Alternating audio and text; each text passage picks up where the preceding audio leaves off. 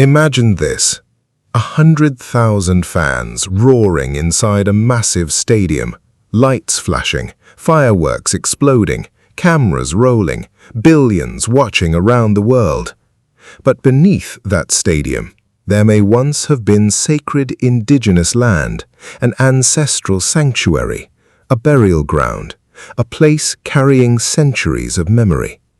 As preparations for the FIFA 2026 World Cup accelerated across North America, new stadiums, high-speed transit systems, fan zones, and commercial megaprojects transformed entire landscapes. But for many indigenous communities, the cost of that transformation was far deeper than concrete and construction. This was not just about football. It was about history, identity, and the struggle over who has the right to decide what happens to ancestral land. The 2026 World Cup became one of the largest sporting events in human history. Across the United States, Canada, and Mexico, billions of dollars flowed into infrastructure expansion. New stadiums, expanded highways, rail networks, parking hubs, tourism districts. Everything was designed to support the global spectacle. But many of these developments intersected with territories long connected to indigenous nations. Some of those places had never been fully documented in official records, and during construction, ancient artifacts, burial remains, and culturally sacred sites were reportedly discovered in multiple regions. By then, construction timelines had already become too important to stop, because delay meant financial loss, and financial loss threatened the momentum of the tournament itself. That is where the conflict intensified. On one side, the business of the World Cup. On the other, thousands of years of indigenous history. Several indigenous organizations accused developers of pushing projects directly through sacred land. In some areas, road expansion projects reportedly uncovered burial sites. In others, historic forests were cleared for transit corridors and commercial infrastructure. One of the most controversial issues involved so-called emergency development policies. With strict World Cup deadlines approaching, certain projects received accelerated approval. Critics argued that tribal consultation and environmental review processes were weakened in the rush to finish construction. And when excavation machines cut into the earth, they did not only move soil, they disrupted memory, culture, identity. For many indigenous families, watching ancestral history disappear for a 4-week sporting event became something deeply personal, not just political, personal grief.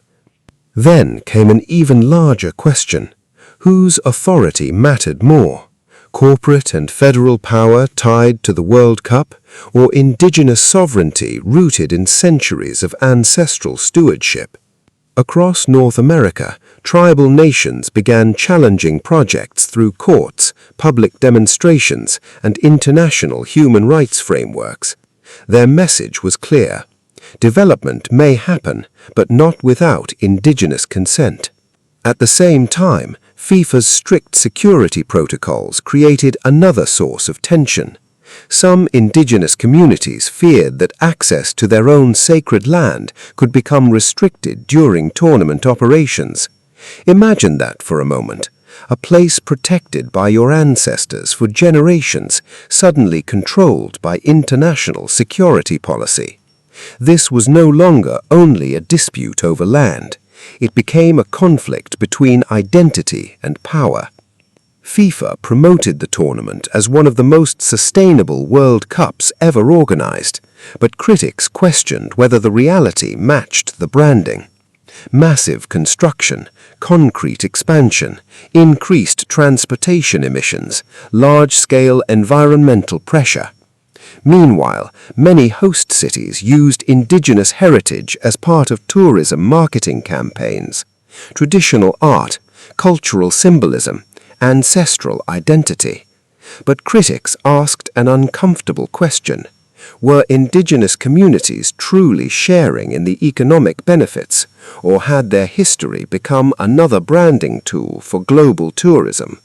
The World Cup would eventually end, the stadium lights would fade, but environmental damage and cultural loss could remain for generations. Football has always united people. It's one of the world's most emotional games.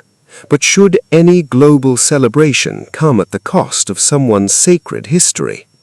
Perhaps the solution was never about stopping development entirely. Perhaps it was about building a future where Indigenous communities were not treated as spectators, but as decision-makers. Because when development erases memory, it becomes more than progress. It becomes another chapter in the loss of history. When the final whistle of the 2026 World Cup finally echoed across the world, billions remembered the matches. But for some communities, the deeper memory was something else entirely. The land they could never fully recover.